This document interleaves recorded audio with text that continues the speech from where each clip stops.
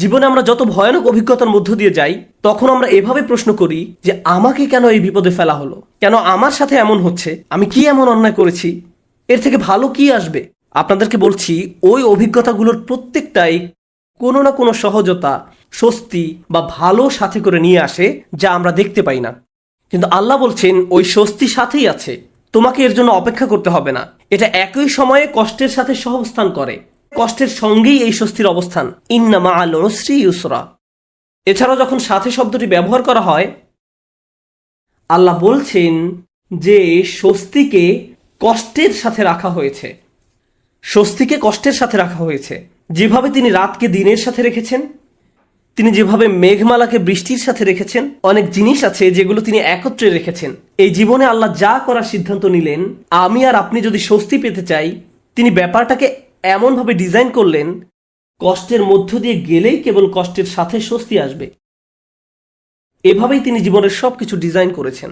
আপনাদের অনেকেই ছাত্র, আপনাকে প্রথমে পড়ালেখার কষ্টের মধ্য দিয়ে যেতে হবে, তারপর আপনি গ্র্যাজুয়েট হওয়ার স্বস্তি লাভ করবেন, পরবর্তী ক্লাসে উত্তীর্ণ হওয়ার স্বস্তি লাভ করবেন। আপনার চাকরির জায়গায় কঠিন পরিশ্রম করতে হবে বোনাসের স্বস্তি লাভ করার পূর্বে, প্রমোশন লাভ করার পূর্বে। কষ্ট ছাড়া এসব ঘটে না। আপনাকে আগে খাদ্যাভ্যাস ঠিক করতে হবে, স্বাস্থ্যকর খাবার খেতে হবে ভালো স্বাস্থ্য লাভ করার পূর্বে। কোনো রোগীকে হয়তো আগে অপারেশনের কষ্টের মধ্যে দিয়ে যেতে হবে সুস্থ হওয়ার আনন্দ উপভোগ করার পূর্বে। এভাবেই আল্লাহ জীবনকে তৈরি করেছেন। আপনাকে কষ্টকর অভিজ্ঞতার ভেতর দিয়ে যেতে হবে যদি স্বস্তি লাভ করতে চান।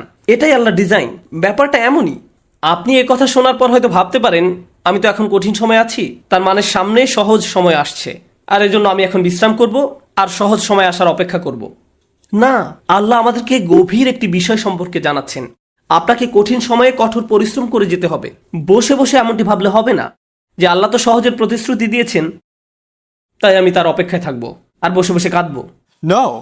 এই জন্য তিনি পরের আয়াতে আমাদের রাসূল সাল্লাল্লাহু আলাইহি সাল্লামকে বলছেন, ফাইদা ফারাগাতা ফানসব। শক্তিশালী একটা বাক্য। অর্থ, অতএব যখন আপনি অবসর পান পরিশ্রম করুন। স্বস্তি এবং কষ্টের সাথে এর সম্পর্ক কি? স্বস্তি এবং কষ্টের সাথে এর সম্পর্ক কি? আল্লাহ চান না আমি আর আপনি যেন অলস হয়ে বসে থাকি। যখন আমরা কোনো কঠিন সময় থাকি, তখন আল্লাহ চান আমরা যেন প্রচুর পরিশ্রম করি। অন্য মানুষদের দেখবেন যখন তারা কোনো কঠিন সময় পতিত হয়, সবকিছু ছেড়ে দিয়ে একেবারে হতাশ হয়ে বসে থাকে। তারা নিরাশ হয়ে পড়ে, উদ্বিগ্ন হয়ে পড়ে, সবকিছু বাদ দিতে শুরু করে। কিন্তু বিশ্বাসীদের বেলায় যখন তুমি কঠিন কোনো পরিস্থিতিতে পড়ো, তখন তুমি অবসর পেলেই নিজেকে কঠোর পরিশ্রমে নিয়োজিত করো, নিজেকে কাজে লাগাও, উৎপাদনক্ষম বানাও। উলামারা এই আয়াত নিয়ে প্রচুর মন্তব্য করেছেন। যখন দাওয়ার কাজ থেকে অবসর পান, তখন নিজেকে ইবাদতের কঠোর পরিশ্রমে নিয়োজিত করুন। ইবাদত থেকে অবসর পাওয়ার পর দাওয়ার কাজে আত্মনিয়োগ করুন।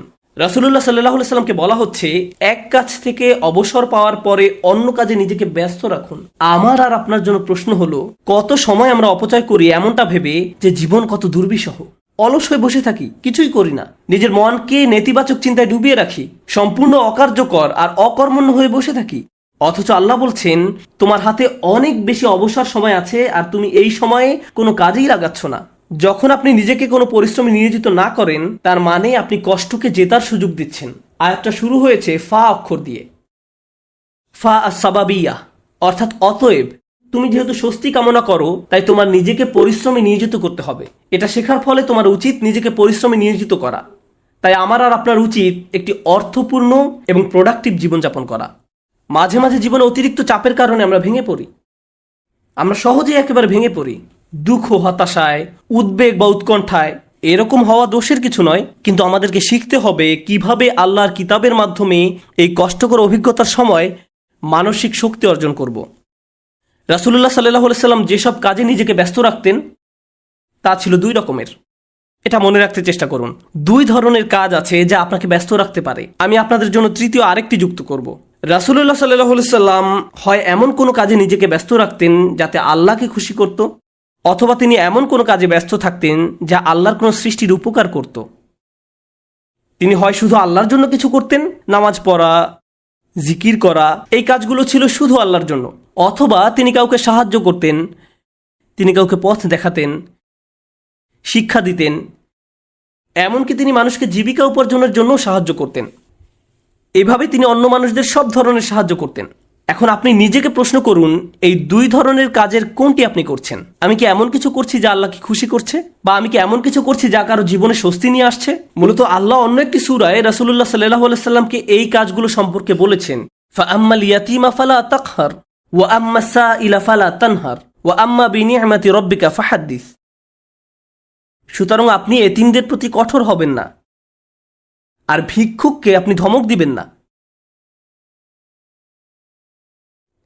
কিন্তু আপনি যখন অতিরিক্ত চিন্তা করতে থাকবেন নিজের সমস্যাগুলো কতটা খারাপ, জীবনটা কেমন দুর্বিষহ, কিভাবে সব কিছু তার গতিপথ হারিয়ে ফেলছে, কোনো কিছুই কোনোদিন ঠিক হবে না, তাহলে নিজের মাঝে আপনি অতিরিক্ত ডুবে আছেন, আপনি নিজেকে নিয়েই পড়ে আছেন। এভাবে নিজেকে নিয়ে পড়ে থাকলে আল্লাহর সাহায্য আসে না, এভাবে আল্লাহর সাহায্য আসে না। আল্লাহ বলেন, ওয়া ইলা রব্বিকা ফারগব, এবং আপনার পালনকর্তার প্রতি মনোনিবেশ করুন। আমি আর আপনি যে সমস্যাগুলোর মাঝে দিন পার করছি, আজ সেগুলোকে অনেক বেশি, অনেক বড় বলে মনে হয়। সমস্যা ছাড়া আর কিছু নিয়ে আমরা ভাবতে পারি না, কিন্তু একটু সামনে এগিয়ে চিন্তা করলে বুঝবেন আমরা সবাই একটা গন্তব্যের উদ্দেশ্যে ছুটছি, আর সেই গন্তব্যটি হলো আল্লাহর সাক্ষাৎ। ওয়া আন্না ইলা রব্বিকাল মুনতাহা।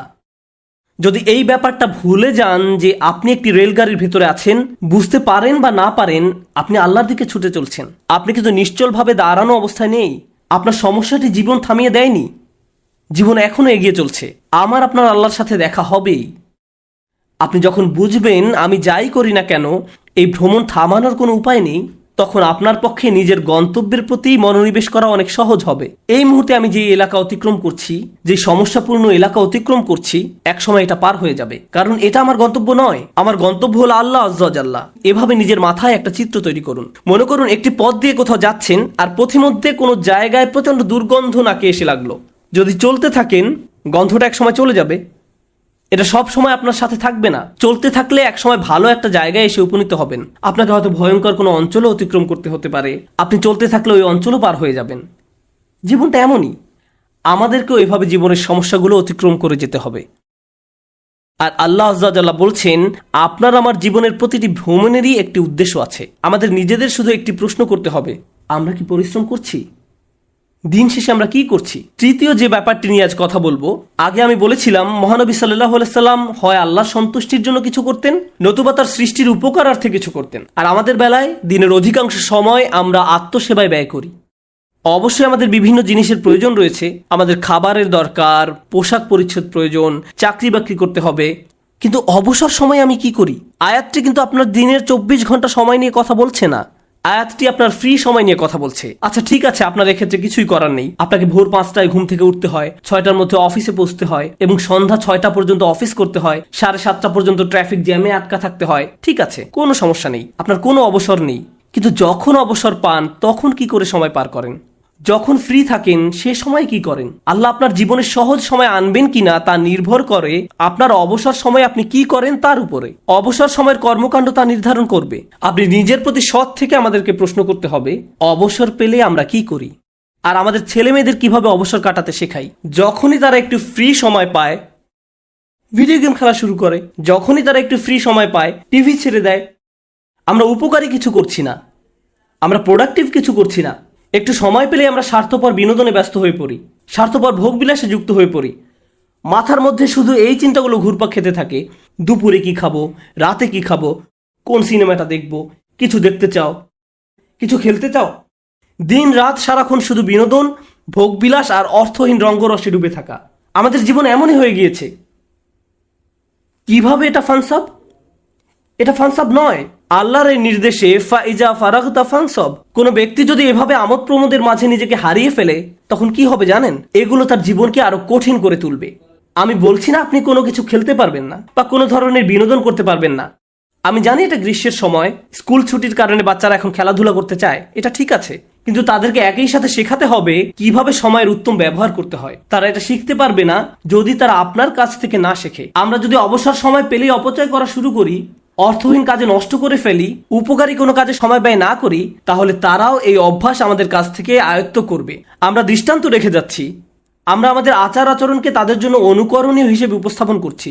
আমরা এই আয়াত অনুযায়ী জীবনযাপন করলে তারা প্রশ্ন করবে, কেন তুমি সারাক্ষণ ব্যস্ত থাকো? কেন আমরা সব সময় কাউকে না কাউকে সাহায্য করি? আমরা এতবার মসজিদে কেন যাই? আমরা সারাক্ষণ এটা ওটা শিখছি কেন? আমাদের অবসর কোথায়? ফাইদা ফারাগতা ফানসব, অর্থাৎ অতএব যখন অবসর পান পরিশ্রম করুন। فإن مع العسر يسرا إن مع العسر يسرا فإذا فرغت فانصب وإلى ربك فارغب। নিশ্চয়ই কষ্টের সাথে স্বস্তি রয়েছে। এই নির্দেশগুলো আল্লাহ আমাদের মহানবী সাল্লাল্লাহু আলাইহি সাল্লামকে প্রদান করেছিলেন। এই বিষয়গুলোর উপর ফোকাস করতে তাকে নির্দেশ দেওয়া হয়েছিল সাল্লাল্লাহু আলাইহি সাল্লাম। আমরা যদি আমাদের জীবনকে উন্নত করতে চাই, আমাদেরকেও এই শিক্ষাগুলো নিজেদের জীবনে বাস্তবায়ন করতে হবে। আমাদের সবারই জীবনে কোনো না কোনো সমস্যা রয়েছে। একটি সমস্যার সবচেয়ে বড় কঠিন দিক কোনটি? সমস্যার বাহ্যিক দিক মোকাবেলা করা সবচেয়ে কঠিন নয়, সবচেয়ে কষ্টকর ব্যাপারটি ঘটে আমাদের হৃদয়ে। সবচেয়ে দুরূহ ব্যাপার হলো সমস্যার সময় আমার অনুভূতি নিয়ন্ত্রণ করা। এটা আমাকে পুরোপুরি অসার, নিস্তেজ বানিয়ে দেয়। এখন সূরাটির দিকে লক্ষ্য করুন। প্রথমে যে স্বস্তি আল্লাহ আমাদের রাসূল সাল্লাল্লাহু আলাইহি সাল্লামকে প্রদান করেন, আলাম নাশরাহ লাকা সাদরাক, হে নবী, আমি কি তোমার বক্ষদেশ প্রসারিত করে দেইনি? আমি তোমাকে প্রশান্তি দান করেছি। এখন মানুষ যখন শুনতে পায় আল্লাহ সুবহানাহু ওয়া তাআলা মহানবী সাল্লাল্লাহু আলাইহি সাল্লামকে মানসিক প্রশান্তি দান করেছেন, একজন মানুষের জন্য সম্ভাব্য সবচেয়ে যাতনাদায়ক সময়েও তিনি মানসিক দিক থেকে প্রশান্তিতে ছিলেন। ফাইদা ফারাগতা ফানসব ওয়া ইলা রাব্বিকা ফারগাব, অতএব যখন অবসর পান পরিশ্রম করুন এবং আপনার পালনকর্তার প্রতি মনোনিবেশ করুন। আমরা যদি এই কাজটি করতে পারি, তাহলে আশেপাশের মানুষ আমাদের সম্পর্কে যাই বলুক না কেন, এতে কিছুই যায় আসে না। বাহ্যিক দিক থেকে আমরা যে সংকটেই থাকি না কেন, তাতেও কিছু যায় আসে না। আমরা মানসিক দিক থেকে দারুণ প্রশান্তিতে থাকবো। অন্য সবাই তো কাঁদবে, নার্ভাস হয়ে থাকবে, কিন্তু আপনি নিজেকে প্রশান্ত পাবেন, কারণ আপনি এই মহাসত্য অনুযায়ী পথ চলেছেন। আমি দোয়া করি আল্লাহ আজ্জা ওয়া জাল্লা যেন আমাদের সবার অন্তরে প্রশান্তি দান করেন।